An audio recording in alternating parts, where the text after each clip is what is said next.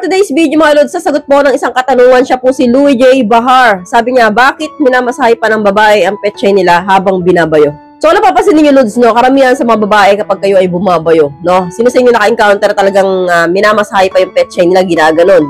No, meron naman mga babae na hindi ginagawa yan. Pero may mga babae talaga na ginagawa yan kahit ako, no? Isa po ko dyan, no? Ako minsan minamasahe ko rin yung petchay, no? Habang binabayo, no? Bakit? Una-una po, yung mga tipo ng ngayon babae, manilibog po yan, no? Sila po yung mga babae na hindi masatisfy sa mga bayo-bayuhan lang, no? So, kailangan nila na mas malalim pang kilitain yung sarili nila, no? At kaya po yung ginagawa ng babae, syempre, unang-unang rason, no? Gusto nilang malabasan din katulad ninyo, no? Gusto nilang magkasabay kayong dalawa.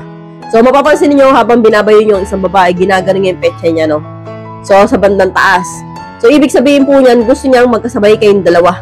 Pangalawa, at gusto niya ring matapos, no? Gusto niya malabasan, kaya ginagawa niya yan. May mga babae lods na hindi ginagawa yan kasi nahihiya silang ipakita sa lalaki, no? Okay na sana lang yung binabayo sila, no? Basta yung lalaki, masarapan, okay na yun. Pero, may mga babae talaga na gusto rin na talagang masatisfy din katulad po ninyo. Kasi lods, no, ginagawa po yun ng isang babae kapag napansin niya po sa isang partner niya na lalaki, hindi ganun marunong, no, pagdating sa jerjer, no. Kunwari ako, napansin ko na itong partner ko, no, kinain ako, pero hindi ako satisfy, no. Kasi ang mga babae lods, no, ang gustong kain niya, yung talagang liliyad kami. Pero may mga lalaki kasi nakain na ng kain and then hinto na and then bayo na.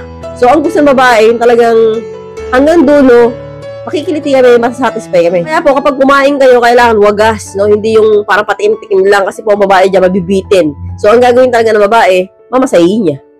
So, habang binabayo mo. Pero kapag ang babae natapos habang yun, nilalamon mo, hindi na po gagawin ng babae yan. So, ginagawa lang ng babae yan kasi nga, hindi siya satisfy sa buratsya mo. At karamihan po sa mga babae gumagawa yung mahihilig at isa na po ako dyan, opo. Ako, kapag napansin ko yung partner ko na parang medyo malambya, no? Hindi ganun ka barako, no? Ang dating, no? Ginagawa ko talaga yan, no? Ako mismo yung nagtatapos sa sarili ko. Siyempre, pangit nga naman na ikaw nakatapos ka, yung partner mo hindi, di ba? So, kailangan sabay kayo, no? Ang gusto ko, mahal, sana laging sabay tayo. Sa pagtulog, mahal, hintayin mo naman ako. Ganon, di ba? So, hanggang dito lang tayo mga lods. I hope you learned something in this video. More videos to come. So, stay connected and see you again to my next video. God bless. Bye-bye!